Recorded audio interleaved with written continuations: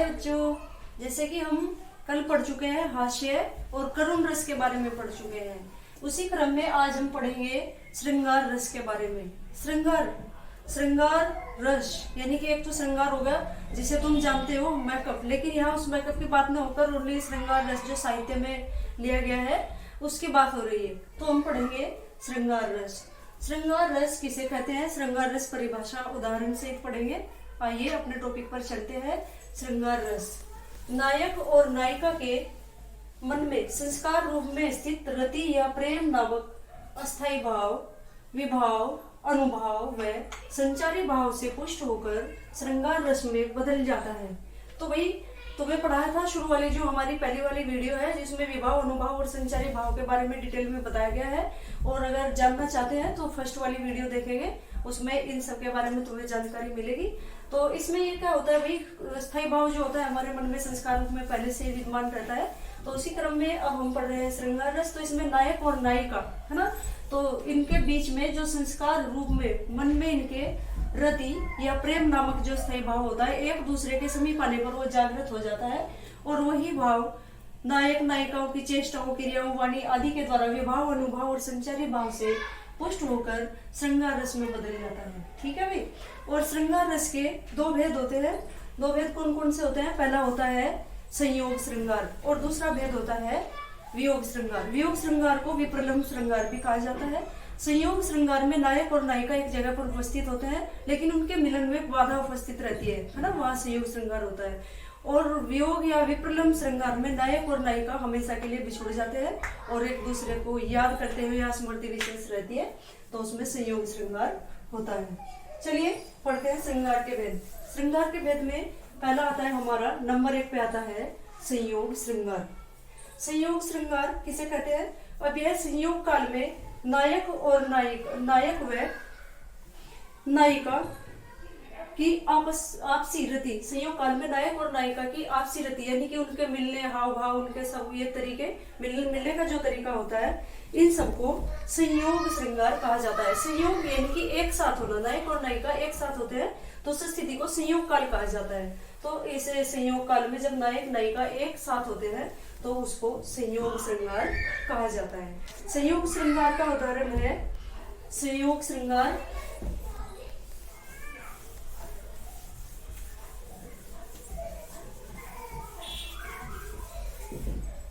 संयोग श्रृंगार का भेद यहाँ लेते हैं।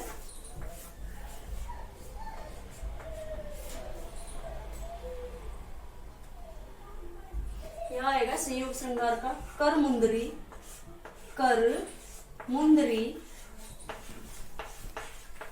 आरसी, कर मुंदरी, कर आरसी,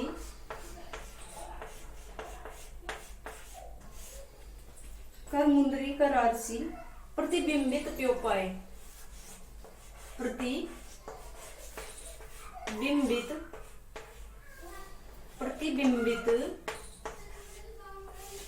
प्योपाय, कर मुंदरी, कर आरसी, प्रतिबिंबित प्योपाय,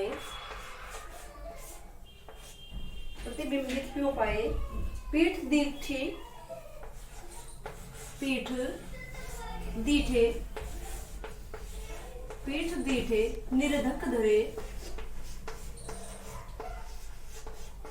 पीठ दीठे निर्धक धरे,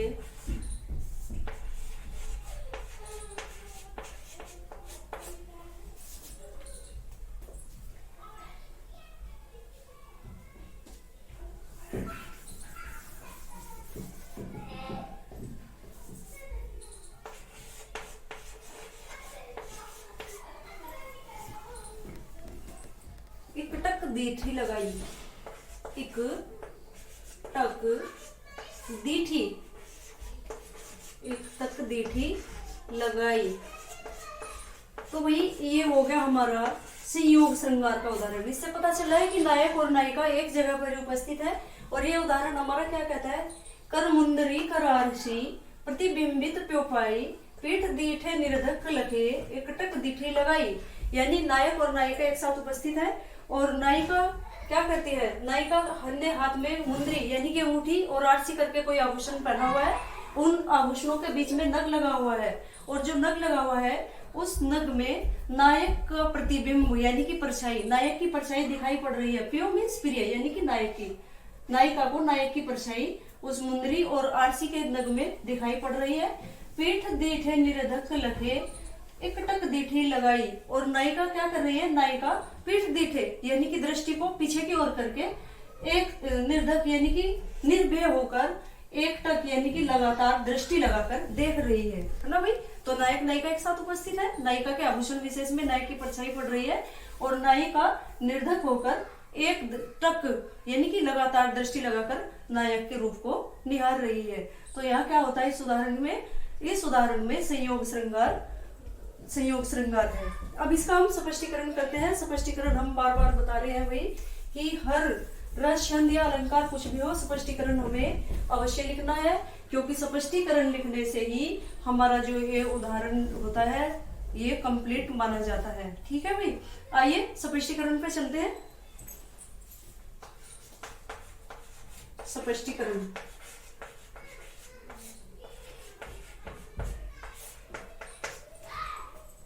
स्पष्टीकरण में है इन पंक्तियों में, यहाँ हो गया अस्थाई भाव। क्या है भाई, अस्थाई भाव अभी तुमने परिभाषा में पढ़ा था, श्रृंगार रस का अस्थाई भाव रति होता है।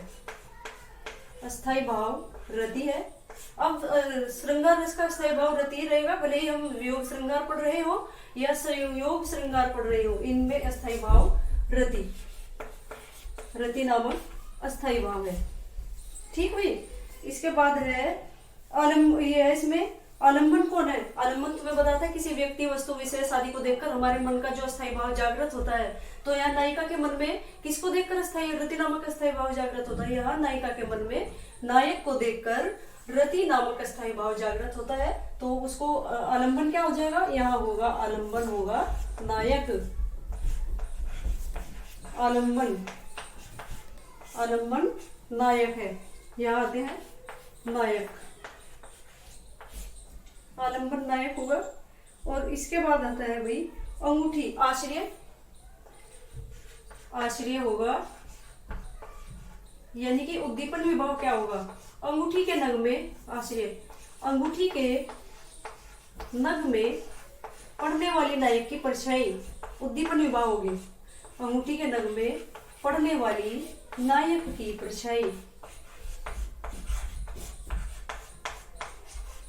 अंगूठी के नग में पड़ने वाली नायक की परछाई। ठीक है भाई। अब इसमें फिर आता है इसमें अनुभाव है नायक का आगे यहाँ लिखती हूँ अनुभाव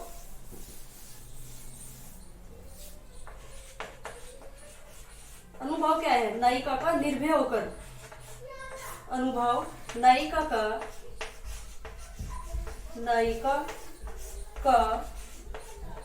निर्भय होकर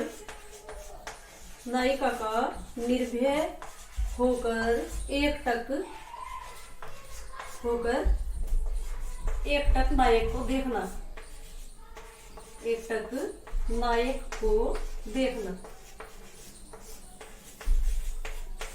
नायक को देखना,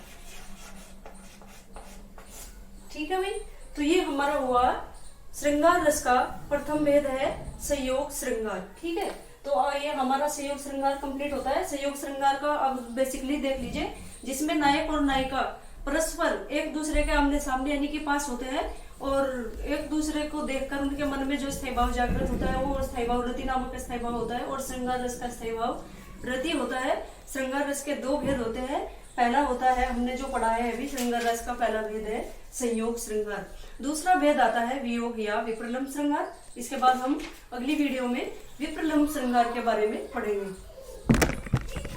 और सभी बच्चे इसको देखें, सब्सक्राइब करें, लाइक करें और वही बेल आइकन को प्रेस करें। और अगर कोई बच्चा कुछ सजेशन देना चाहता है, कोई सुझाव देना चाहता है, तो वो नीचे कमेंट में लिख के हमें टाइप कर सकता है।